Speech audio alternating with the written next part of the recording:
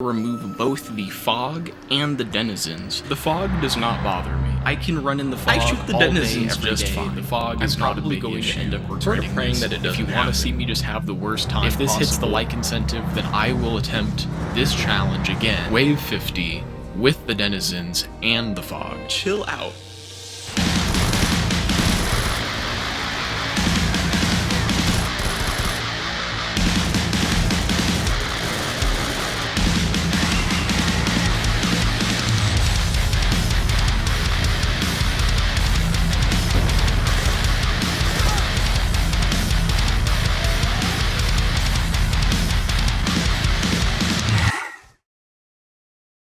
When I originally recorded my church transit video, I think at the time I had about 40 subscribers. I always thought it would be a fun idea to try to survive in transit, somewhere that's a bit unorthodox, but at the same time, I kind of wussed out.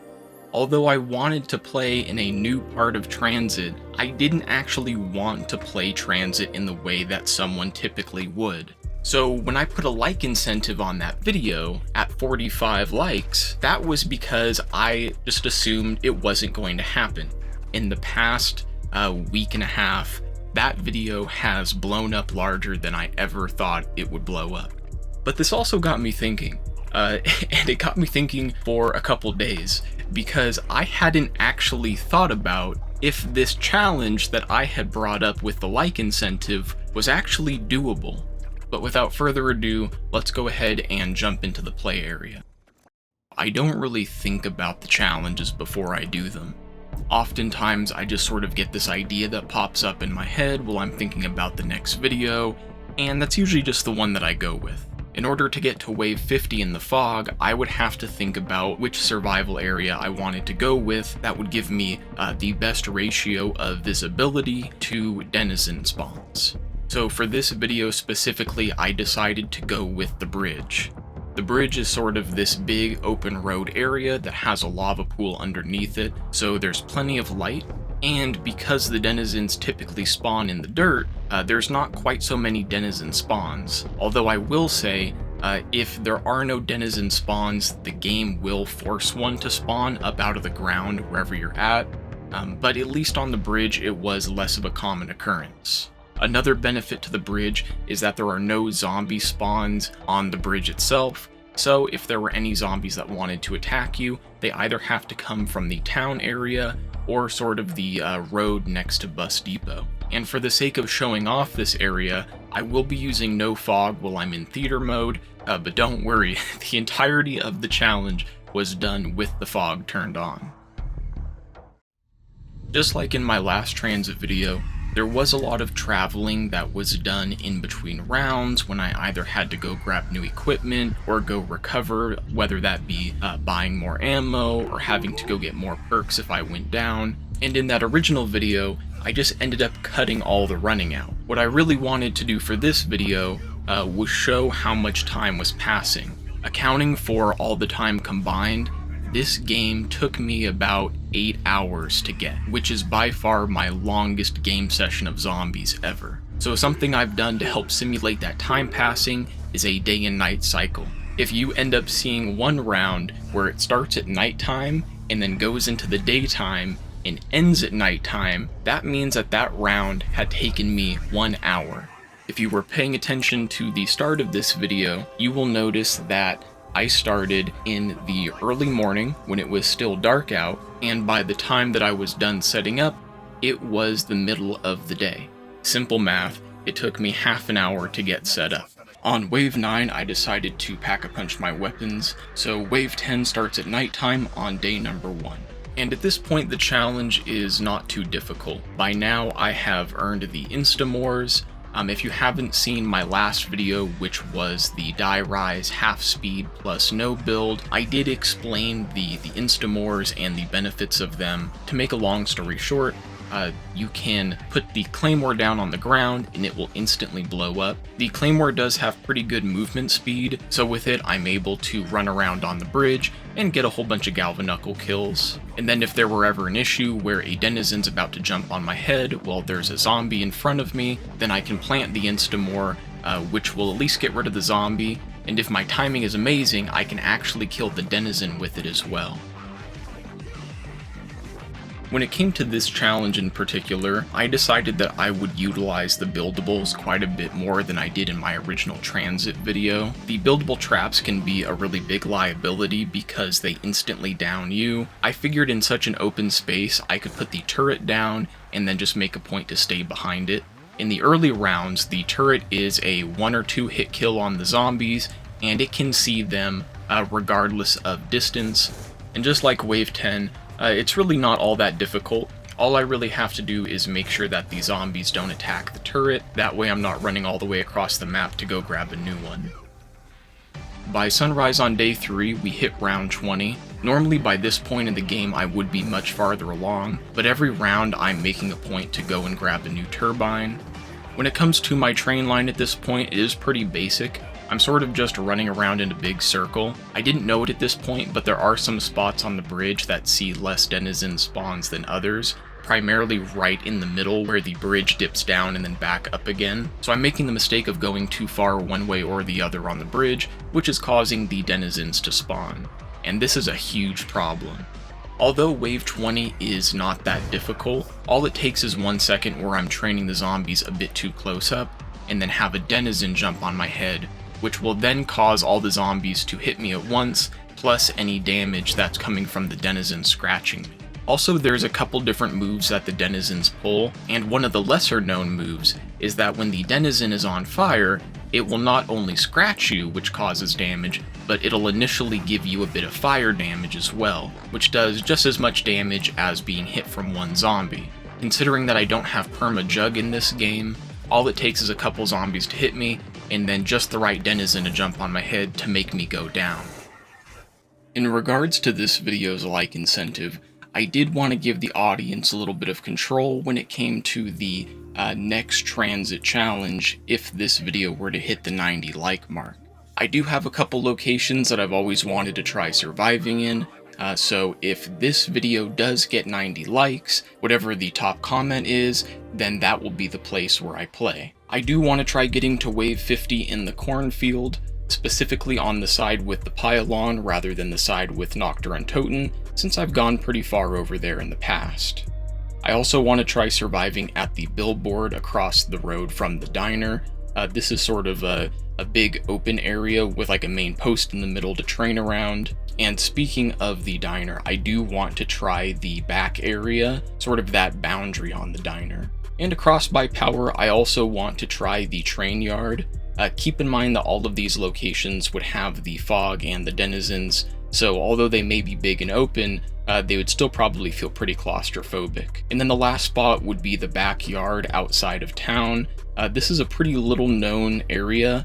You can technically get to it via the lava, but there is a little gap in the truck in the rock where you can get to it as well. Now, at some point on this channel, I probably will try all these areas, but they may have other rules, such as being able to turn the fog off or turn off the denizens. So if there's any one area where you really want to see me have a hard time, feel free to let me know. For that being said, whatever the top comment is, I will survive there, so if it's not one of these areas, then I will also do that as well. Rather than showing Wave 25, I wanted to go ahead and show Wave 26, because this is where I take it down. At this point, the turret isn't doing as much damage as it used to, so I am stuck training a majority of the zombies. My plan at this point is to hoard the zombies based on the turbine's health, so if the turbine goes off for a second, it's better for me to simply hoard the zombies, and then once the turbine turns back on, that's when I can kill them all. That way the turret is doing the maximum damage possible because it's getting the zombies as they're respawning. But unfortunately, Wave 26 has a pretty early turbine death. I don't think I had gotten a fresh turbine on Wave 25, so I think my down ultimately stems from that.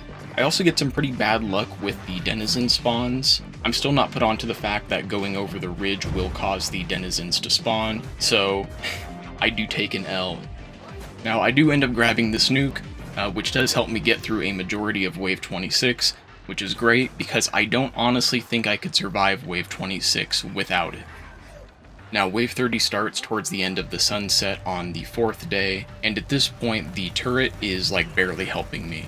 I think the turbine lasts about half a round, and it's not actually killing very many of the zombies. I have it placed on the other side of the street simply because the run-up on that side of the bridge is much shorter, so what I'm finding is that that side of the bridge that faces town is generally much heavier when it comes to the denizen spawns. Although the turbine isn't a great help when it comes to the zombies anymore, it is doing a pretty good job at making sure the denizens stay away from me.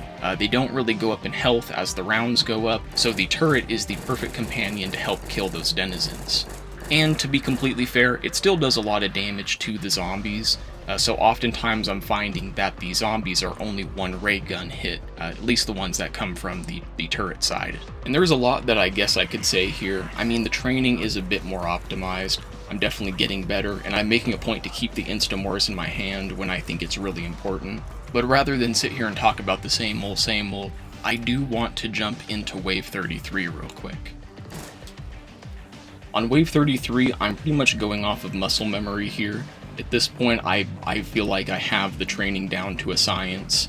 I make sure the turret does as much damage as possible, and as long as the turbine is still going, then I'm making a point to make quick work of the zombies.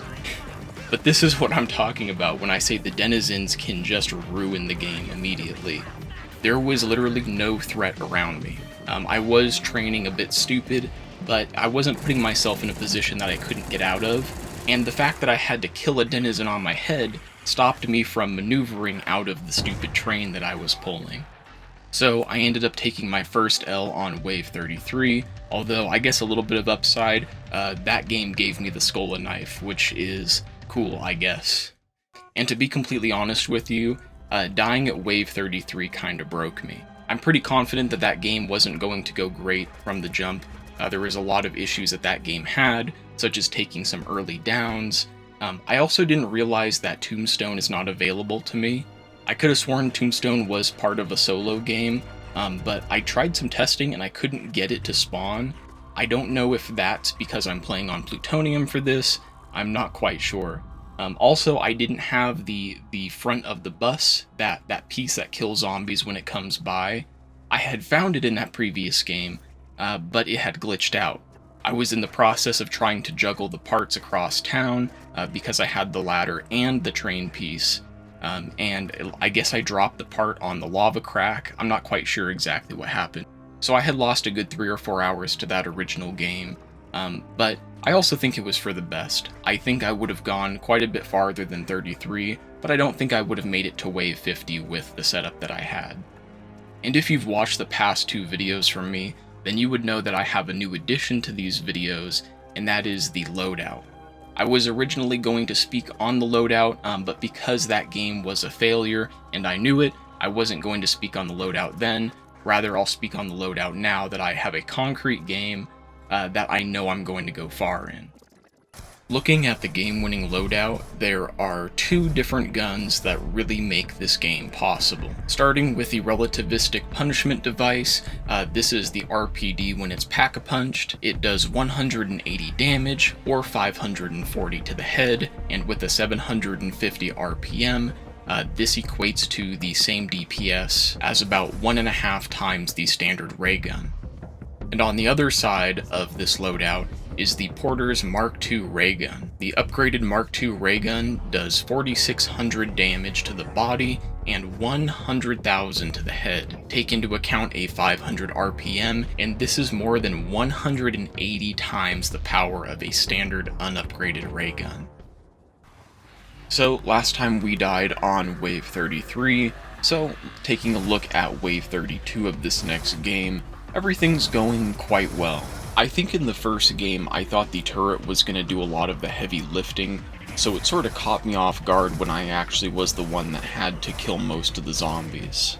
So in this next game, I definitely got it in my head that I shouldn't really worry about what the turret's doing, I should just let it do its thing, and let that be that. Going ahead and looking at Wave 35, I wanted to use this time to speak about the bus. Now, the bus does come through the bridge, as one would expect, and the bus kind of has an interesting effect. So of course the bus can come through and kill some zombies that it runs over, but it turns out that the bus's speed is actually a big part of that. When the bus is going across the bridge, it goes very, very slow, which means it's not really killing any zombies. I couldn't even really find a clip of it killing a single zombie while it was on the bridge. So rather than being some trap that comes in every once in a while to help me, instead it just sort of gets in the way. It sort of sits in the middle of the bridge, which separates it into two different lanes. And on the high rounds like this, you're not really getting to kill any zombies as you're running through those lanes.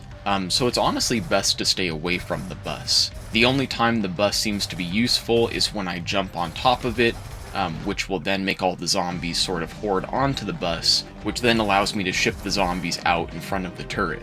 Looking at wave 40, you will notice that at this point I'm no longer using the turret. The zombie health at this point is so high that I don't actually know if the turret's helping me in any way. And honestly, as the rounds go higher, I feel myself needing more and more of the bridge to survive, and really the last thing I want to do is have the game end because I step too far in front of the turret and it shoots me. I don't really show it in this video, but the turret placement actually ended up being a really big issue. There was a lot of times where the turret almost killed me, so as I got closer and closer to the victory path and the zombie health kept getting higher and higher, I just decided that it wouldn't be worth it. And at this point I'm playing pretty aggressive. I do find that an upgraded RPD with headshots and double tap will last me about one full drop cycle, so I don't really have any issue here when it comes to my ammo. You will also notice that there is an interesting maneuver I pull every once in a while where I sort of run against the wall, and that's because in Black Ops 2, you actually get a slight boost to your momentum depending on if you're up against a wall or not. I've never really seen this used in zombies, probably because there's usually a lot of shit on the map that you could get stuck on, but in an area like the bridge, it can actually just be purely benefit. But really the strategy here is no different than just about any other high round attempt on any other Black Ops 2 map. I mean, all I can really do is group the zombies up and hit them in the head with the ray gun Mark II. I wouldn't say that my accuracy is that great though, so what I usually do is I'll take the RPD and I'll fire a few shots into the crowd to weaken them, and then more so go for chest shots with the ray gun Mark II. The last thing I want to do is take the time to stop and aim and shoot at my target and then miss and then have a denizen jump on my head as I've let the zombies approach. I generally wouldn't say that zombies as a mode gets more difficult as time progresses, rather it gets more tedious, but in this case, because the spawns are so fast and because there's multiple spawns on either side of the bridge, on both sides of the bridge, what ends up happening is I get bombarded by the zombies, which means I have to stick to weaving through crowds of zombies rather than just getting to round them up in a big circle. Normally in these videos I talk about either perks or drops and then I rate them based on the usefulness. Because this video is specifically a part 2, I do want to speak about the perks from that part 1 and talk about how maybe I would rearrange them in a tier list. In that prior Tranzit video I said that double tap was the top most important, followed by quick revive and then stamina up, and then in the D tier I had placed Jug and Speed Cola, and then in the F tier I placed Tombstone. And looking back on that video, those placements do not apply to this game at all. It's kind of crazy how much the denizens in the fog can change everything. When it comes to the very tip top of A tier, I'm going to go ahead and place Quick Revive. When you do a challenge like this, you're sort of just stuck with whatever the game decides when it comes to your fate. I could totally see someone playing 50 rounds straight on the bridge and having no issues whatsoever. They may get a denizen to spawn every, maybe like once a round or every other round. In my case, the denizens would sometimes be common, and then sometimes they would just seem to drop off the face of the earth for a good round or two. Trying to play this game without Quick Revive, in my opinion, just seems like a really bad idea. And right below Quick Revive, I'm going to go ahead and place Juggernog. You always need to be ready to take a hit. Whether it be the denizens or the zombies, you are just kind of surrounded all the time. I know Jug is a bit generic when it comes to perks, but it really is all around good defense. But right below Jug, I'll go ahead and place Double Tap. Double Tap actually serves a couple different purposes. Not only is it doubling the DPS of my weapon, effectively making it as powerful as almost 4 ray guns at that point, but it also makes the no-scope capability quite a bit better. I am already using the RPD for its very small no-scope compared to the other LMGs, but even with that small no-scope, I do find that there would be plenty of times where a denizen goes to jump on my head, and I just happen to miss it because the bullets fly everywhere except for on the denizen. Also, double tap is effectively 2 times the reserve ammo for my bullet weapons, which really makes it so the RPD can go just about as long as I need to without having to refill it too much. And in the B tier, I'm going to go ahead and place stamina up. You can always put stamina up high, just because you're playing Transit and you need to run around a lot. Because I had to have my RPD ready, I did lose a lot of my run speed. If there's a denizen that's going to jump on my head, and I'm not quite sure where it is, all I can really do is try to get distance on the zombies as much as possible. That way I can deal with the denizen when it jumps on me. Although I didn't use stamina up too much in this run, it definitely would come in handy if I had a perk slot to use it. And then right below stamina up, I'll go ahead and place 𝚆𝙾𝚁𝙻𝙳𝙴. Oftentimes I'll punch the denizen off, and then I immediately have to start shooting at the zombies again because they've caught up to me. So something like 𝚆𝙾𝚁𝙀𝙀 allows me to keep my gun ready to go at all times, so that's really important. So I suppose the TLDR of the perk conversation is that just about every perk is really important. It sucks to tell the audience, hey, just about every single perk on the map is really important to your survival, and if there's 5 important perks and only 4 perk slots, then you have to sacrifice something every time you play in this way. So I guess the larger topic at hand is which perk would I personally say that you should play without. When it came to my game, I personally chose to play without stamina up. I found that it was probably the perk that I needed the least. Although I don't know if I actually recommend this for someone who may be less experienced in Black Ops 2 and wants to try the challenge out for themselves. I don't find that I'm like a particularly good zombie player, but I would also be lying if I said that I wasn't pretty well seasoned when it came to Transit. If you're someone who isn't quite as familiar with Transit or Black Ops 2 in general, I would definitely recommend adding stamina to the list of perks that you use when it comes to this challenge in particular. Something like 𝚆𝙾𝚁𝙀𝙀 can simply be left to the wayside because of the movement boost that stamina is able to offer you. If you're able to run 7% faster, then there's a lot less opportunities for you to get hit by zombies, and there's also a lot less opportunities to be caught with your pants down trying to reload your weapon. For those people that have stuck until the end of this video, I can imagine you're probably getting very tired of looking at this bridge. So I don't think it's any surprise that I was also getting really tired of looking at this bridge. By now I sort of have the whole thing down to a science. Even though the zombies are swinging wide from both directions, I'm able to get them pretty tightly packed, and without really getting too much attention from the denizens. It is on these high rounds that I do really respect the decision to not have the denizens' health scale with the round. It's also at this point in the game that I become hyper aware of where I'm putting myself on the bridge. Not only am I not going over the ridge to attract any of the denizens, but I'm also making a point to put myself in a position where if a denizen were to jump on my head, I could be jumping downhill rather than trying to jump uphill. If I'm running up the bridge and there's a denizen coming at me, then I will take the time to try to find the denizen and either knife it or shoot it. Or if the denizen is trying to attack me while I'm sort of towards the top of the bridge going down, I would rather let it jump on my face while I scan for a route to get away from the zombies.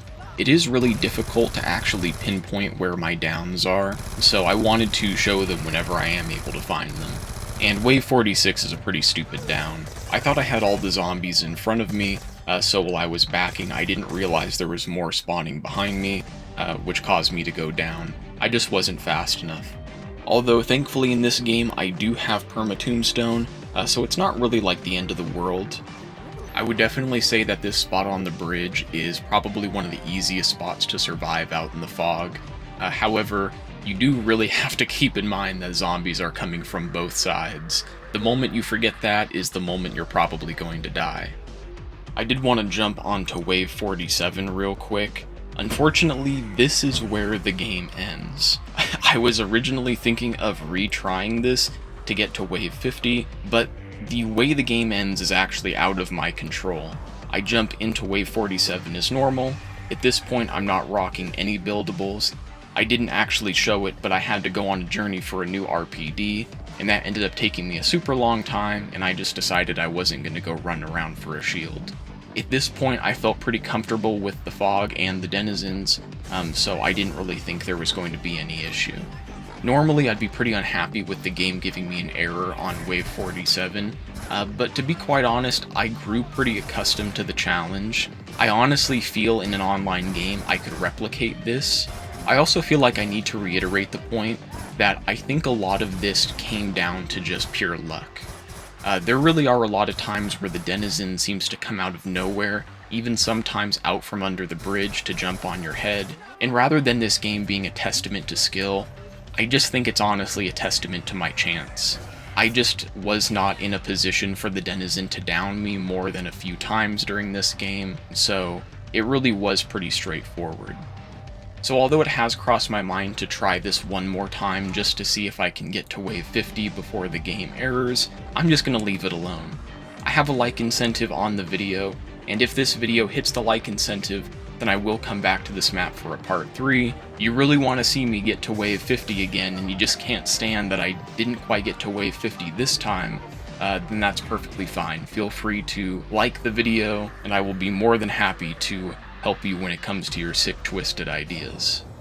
When it came to tiering this challenge among all the other challenges I've done so far, this really was not that difficult of a choice. Despite being a really big fan of Tranzit, I just can't enjoy playing in the fog. It's just not possible. There's just no fun to be had in the fog, in my opinion. At least when it came to part 1, there was a lot of freedom, just because I was able to run around freely, but the bridge honestly is a pretty boring section of the map, and I guess you could blame that on me, right, because I'm the one that decided to play on the bridge. But I don't know, I guess I thought that maybe adding the denizens in the fog was going to make me appreciate the challenge more, and I don't think so. This challenge is just way too slow-paced, and I can't really imagine a way to make playing in the fog any fun. So, whereas I had originally placed part 1 in the C tier, I'm going to go ahead and place this one in the F tier. I can't really recommend trying this challenge, although I will say that there was a bit of upside to it. Whenever I play Tranzit, there's sort of like this uneasy feeling I get from playing in the fog. I just sort of assume that surviving there is impossible, so now that I've gotten to wave 50, I can at least say that I don't think it's that bad. So even though I don't like the challenge, it was a bit of a learning experience, and now when I play Tranzit, if I'm stuck in the fog somewhere, I think what I'll do is I'll just go ahead and stay put where I'm at, because it's a lot easier than trying to run in the fog while the zombies are respawning.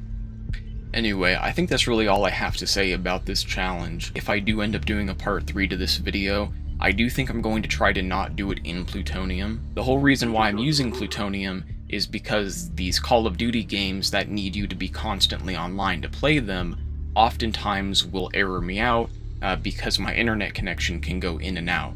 I've looked into ways of trying to prevent this, and I'm really not quite sure how to do it, but if I do get a part 3 on this, then I will do it in the vanilla game, and if I error out, then I guess I'll just keep trying it until I get to wave 50. I think that's just about all I could possibly say about Tranzit at this point. I don't even know how I would do another one of these, because I feel like I've spoken about literally everything you can. But yeah, it's been cool. Military grace, I will let my guard down. Carry your friends up, try your life, half a mile down.